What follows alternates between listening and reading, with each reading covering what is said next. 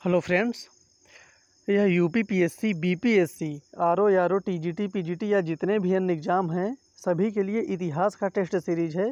इसमें total 20 question दिए गए हैं और ये आज हमारा 31वां टेस्ट सीरीज़ है। तो हम लोग शुरू करते हैं आज का टेस्ट। मुग़ल प्रशासन के दौरान ज़िले को किस नाम से जाना जाता था? ज़िले को अहर, विश्यास, सूबा, सरकार। तो मुग़ल प्रशासन के दौरान जो ज़िले थे उनको सरकार कहा जाता था। इसका सही उत्तर हो जाएगा डी।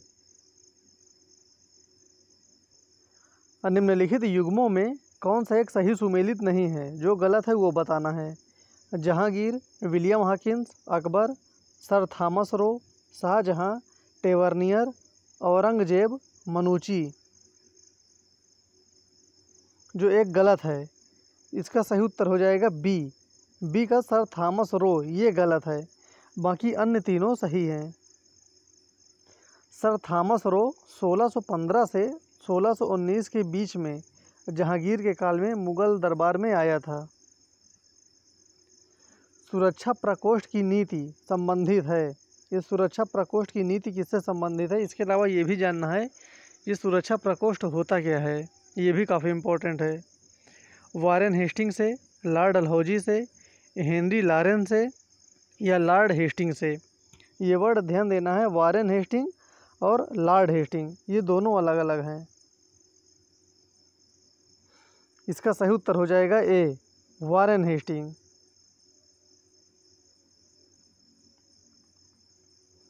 ठगों का उन्मूलन किसके नेतृत्व में हुआ था?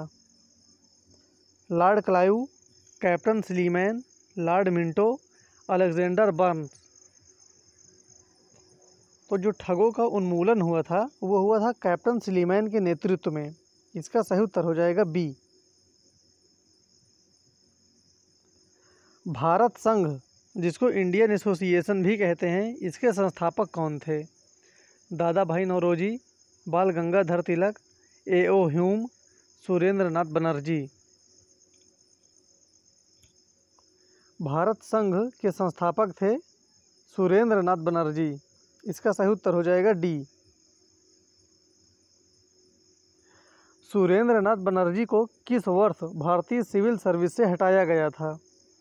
1874 ईस्वी में, 1877 ईस्वी में, 1885 ईस्वी में या 1892 ईस्वी में? तो इनको सिविल सर्विस सेवा से कब हटाया गया था? इसका सही उत्तर हो जाएगा डी, 1892 में। भारतीय राष्ट्रीय कांग्रेस के दूसरे अधिवेशन की अध्यक्षता किसने की थी? ध्यान देना है, दूसरे अधिवेशन की अध्यक्षता गणेश आगरकर, सुरेंद्र नाथ बनर्जी, दादा भाई नौरोजी, फिरोज शाह मेहता। इसका सही उत्तर हो जाएगा सी, दादा भाई नौरोजी दूसरे अधिवेशन की अध्यक्षता किए थे। और ये कहाँ पर हुआ था? किसी को पता हो तो कमेंट बॉक्स में ज़रूर करके बताएगा।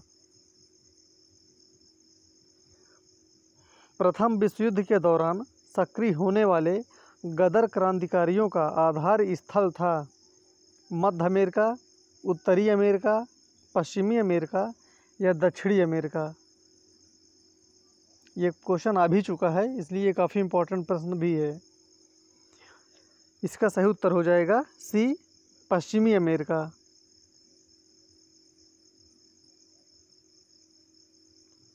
भारतीय राष्ट्रीय कांग्रेस के 1905 के बनारस अधिवेशन का अध्यक्ष कौन था? ये काफ़ी इम्पोर्टेंट है ये वाला अधिवेशन। इसकी अध्यक्षता किसने की थी? और ये भी जानना ज़रूरी है कि 1905 के बनारस अधिवेशन में क्या क्या डिसीजन लिया गया था। ये काफ़ी इम्पोर्टेंट है। इसका सही उत्तर हो जाएगा सी, गोपाल कृष्ण गोखले 1905 के बनारस अधिवेशन की अध्यक्षता किए थे। ब्रिटिश पार्लियामेंट में चुने जाने वाला प्रथम भारतीय कौन था? राम बिहारी बोस, सुरेंद्र नाथ बनर्जी, दादा भाई नौरोजी, विट्ठल भाई पटेल। इसका सही उत्तर हो जाएगा सी, दादा भाई नौरोजी। यहाँ पर सिर्फ यही दिया गया है कि ब्रिटिश पार्लियामेंट में चुने जाने वाले। निम्नलिखित भारतीय राष्ट्रीय कांग्रेस के किस अधिवेशन में महात्मा गांधी को चंपारण के किसानों की समस्या से अवगत कराया गया था? एक अधिवेशन चल रहा था जहाँ पर गांधी जी को चंपारण के बारे में बताया गया था। तो वो कौन सा अधिवेशन था? बनारस अधिवेशन 1905, कोलकाता अधिवेशन 1906, सूरत अधिवेशन 1960, लखनऊ अधिवेशन 1916। देखिए, सूरत अधिवेशन 1960 नहीं है, 1907 है, 1907। इसका सही उत्तर हो जाएगा डी, लखनऊ अधिवेशन 1916, क्योंकि अगले साल ही महात्मा गांधी जी के द्वारा जो कार्य किया गया था चंपारण आंदोलन के लिए, वो जब सुने थे लखनऊ अधिवेशन में, तो उसके एक साल बाद ही वो चंपारण चले गए थे। गांधी जी के सत्याग्रह रणनीति में निम्नलिखित में से किसे सबसे अंतिम स्थान प्राप्त है? जो महात्मा गांधी का जो सत्याग्रह की रणनीति है उसमें कुछ सिद्धांत दिए गए हैं, तो जो सबसे लास्ट में है वो कौन सा है? बहिष्कार, धरना, उपवास या हड़ताल? और ये क्वेश्चन भी आ चुका है। इसका सही उत्तर हो जाएगा डी, हड़ताल। ये सबसे लास्ट में किया जाता है सत्याग्रह की रणनीति के अनुसार। 1929 में नागपुर में संपन्न all India trade union Congress की अध्यक्षता किसने की थी? 1929 में नागपुर में जवाहरलाल नेहरू, आचार्य नरेंद्र देव, सुभाष चंद्र बोस, यूसुफ मेहर अली? इसका सही उत्तर हो जाएगा ए, जवाहरलाल नेहरू। वर्ष 1920 की खिलाफत कमेटी की सभा जिसने गांधी जी को असहयोग आंदोलन के नेतृत्व को संभालने का अनुरोध किया था, वह किस शहर में हुई थी? लखनऊ, लाहौर, इलाहाबाद या कराची? काफ़ी इम्पोर्टेंट क्वेश्चन है ये। इसका सही उत्तर हो जाएगा सी, इलाहाबाद में, जो आज का प्रयागराज है। स्वराज आम जनता के लिए होना चाहिए, केवल वर्गों के लिए नहीं, यह प्रसिद्ध सूत्र की घोषणा किसने की थी?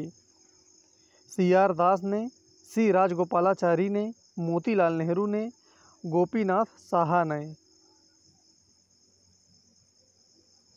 स्वराज आम जनता के लिए होना चाहिए, केवल वर्गों के लिए नहीं, तो ये बात कही गई थी CR दास के द्वारा। इसका सही उत्तर हो जाएगा ए। सांप्रदायिक अवार्ड एवं पूना पैक्ट में क्रमशः दलित वर्ग के लिए कितनी सीटें दी गई थी? काफ़ी इम्पोर्टेंट क्वेश्चन है ये। क्रमशः 74, 179, 71, 147, 78, 80, 78, 69? इनमें से कौन वाला सही हो जाएगा?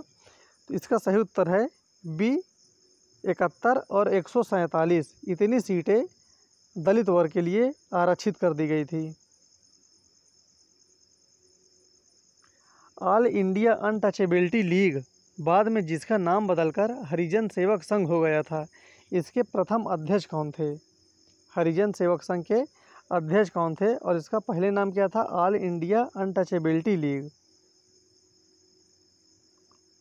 इसका सही उत्तर हो जाएगा बी, GD बिड़ला इसके पहले अध्यक्ष थे।